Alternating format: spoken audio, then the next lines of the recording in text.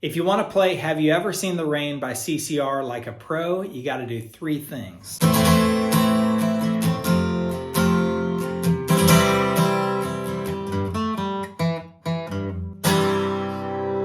Hey, what is going on? I'm Steve. Hope you're having an awesome day. So in this video, I'm going to show you how to play Have You Ever Seen the Rain by CCR, but not the boring version. I'm going to show you three ways to spice it up to make it sound rich and full and musical and so much more like the record. And it'll really turn you into a performer, not just a guitarist. You know, people around you will think you're way beyond the average guitar player. So the first key is to work in all kinds of strumming patterns like this. It starts off with an A minor and a double strum. Then it gets into sort of, regular down up rhythmic strumming like that on the F major. And then another double strum on C major and G major. I'll show you some of the other notes in a second. Then it gets into a C major for the verse. Very chill, easygoing strumming like that. So you can see all throughout the song, you're going to end up using, a combination of these double strums, regular ones, and then right before the chorus, you get these downstrokes. So let me give you some of the chords to the song real quick like that. So C,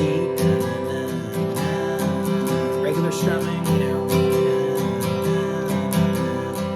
G, C, like that, does it again, C to G, very regular strumming right before the chorus. It builds up this intensity with downstrokes like that. Totally different strumming pattern. And then F, G, have you ever seen A minor,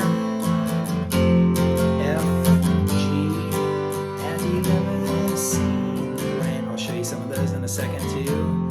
F, C, like a hurricane, C, like that. All right, the second key is to use volume to control the dynamics and emotion of the song.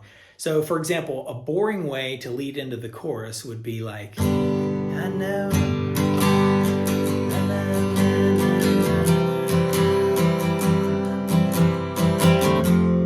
I wanna know. I mean, you couldn't barely tell the difference between the verse and the chorus entry right there. But what does the song do? It goes like this. I know.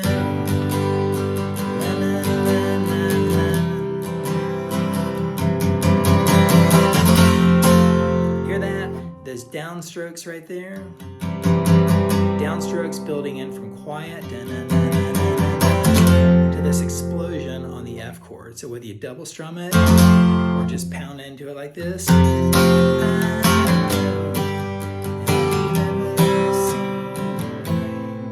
Using volume, swells, and quiet moments, loud moments, whatever it is, those are one of the big keys to making songs sound just ridiculously great.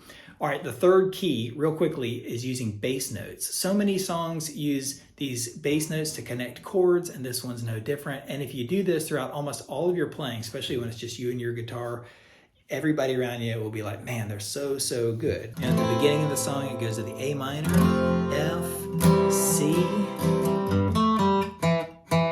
and that's a really sweet bass note right there. You don't have to do it, but if you add it to your music, it'll sound terrific. So you hit the third fret of the low E string. That's part of the G major anyway you're in right there, like that. And then go to the second fret of the G string, open, and then hit the second fret of the D string twice, back to the third fret of the low E string, and then you go to the third fret of the A string into a C major like that. And then it does this additional one.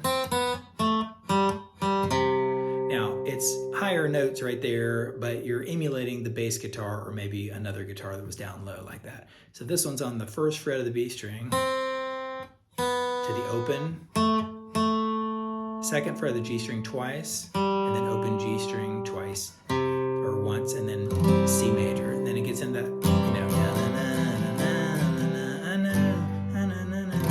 and right before the chorus, when you're building up that, you can also add in a little walk up right there. So when you're doing the downward strumming and the volume swells we just talked about, you're adding in this sweet little walk up.